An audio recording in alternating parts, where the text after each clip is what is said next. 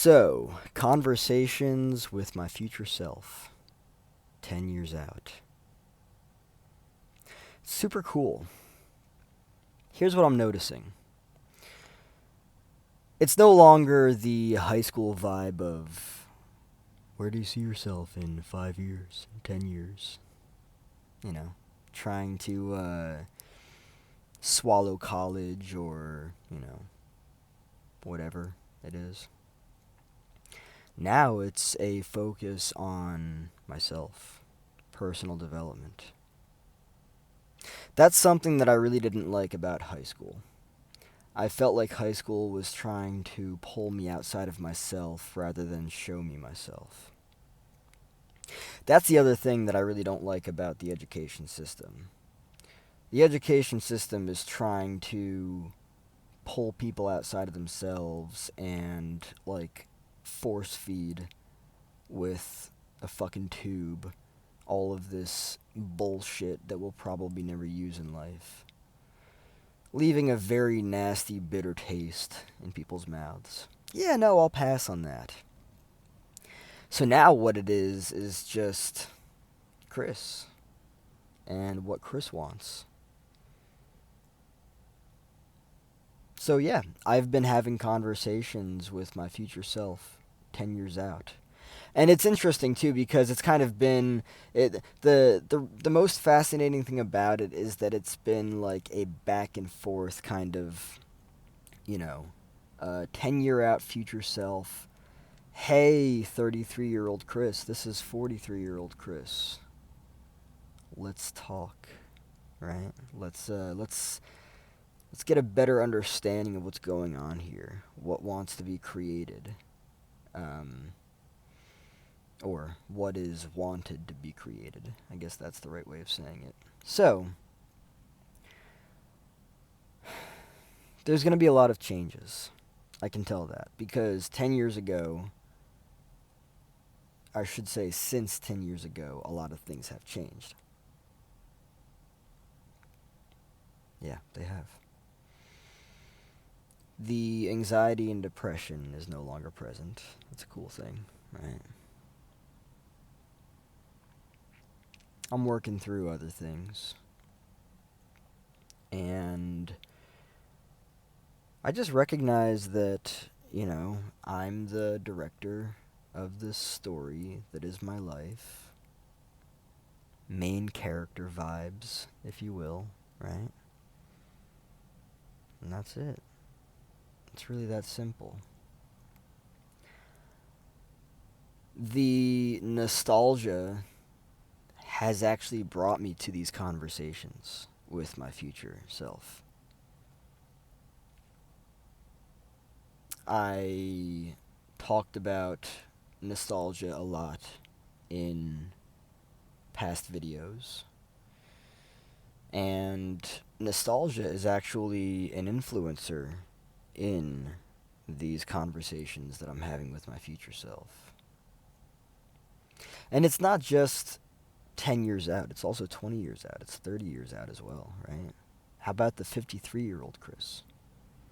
What is he telling the 43-year-old Chris to tell me right now? Right?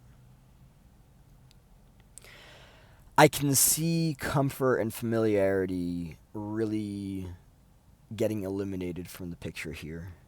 And it's funny too because I think that earlier on in my life, comfort and familiarity was already starting to be kind of like eliminated from the scene and everything. It didn't need to be that way earlier on, um, but it was that way. And metaphorically, I just learned to take cold showers from a very early age in my life. Not that I was actually doing that earlier on in my life, but like metaphorically. And when I say take cold showers, I mean do a whole lot of, all right, three, two, one, right? And just stepping into the unknown, stepping into the unfamiliar, stepping outside of or expanding comfort, right? It really had a lot to do with that, and that just showed me a lot of my capacities and everything. We will only ever experience that which we are. That's the way it is. So I'm really trying to expand the way that I am. Interesting, right? Very fascinating.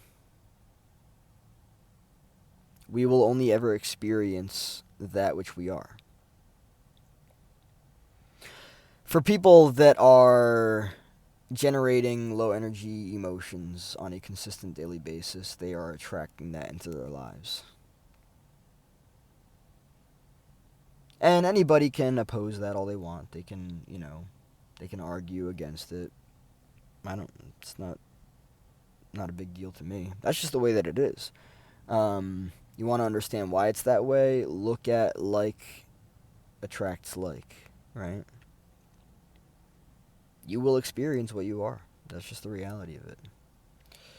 If you are somebody who has permeable or rigid boundaries, you are going to attract people that are similar to that. It's just the way that it is. And it makes sense, too, because somebody who has rigid or permeable boundaries, they're likely to partake in things like drama and gossip, right?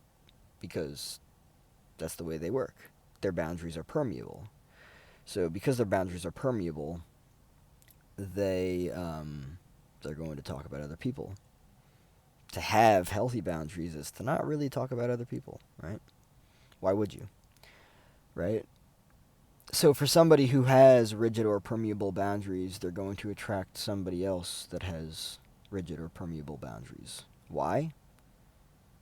Because it's comfortable. It's safe. It's safe for somebody who is invested in drama and gossip to attract somebody else who is invested in drama and gossip. Somebody who is not invested in drama and gossip will walk away from somebody who's trying to talk to them using drama and or gossip. Just the way that it works. So yes, like attracts like. So I have drastically changed and transformed my like, and I am attracting different like now.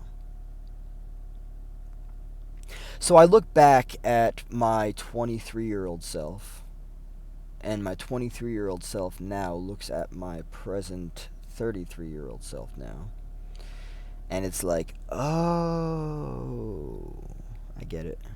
All right. I get it.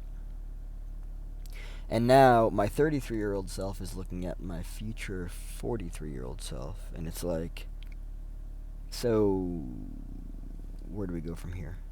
And the 43-year-old self is like, yeah, you're getting unused to the chaos, drama, gossip, unpredictability. Keep doing that. Eliminate distraction, right? And it's challenging too because,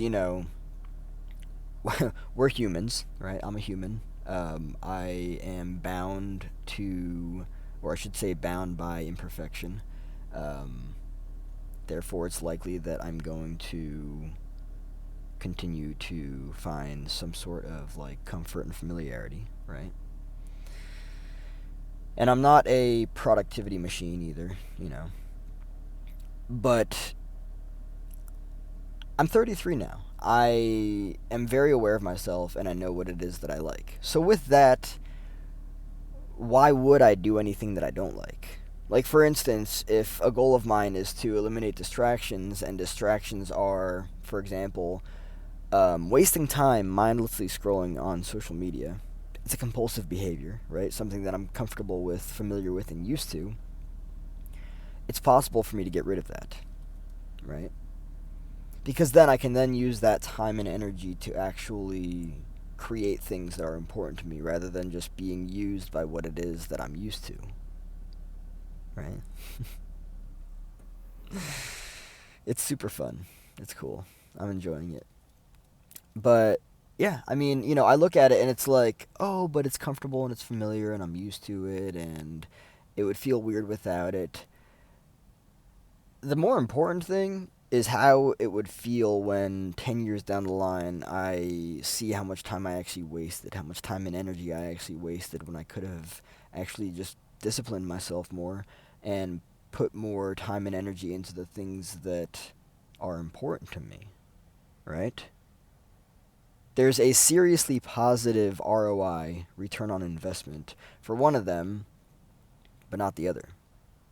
I need to take heed to that. I need to take this seriously and understand what this means for me moving forward.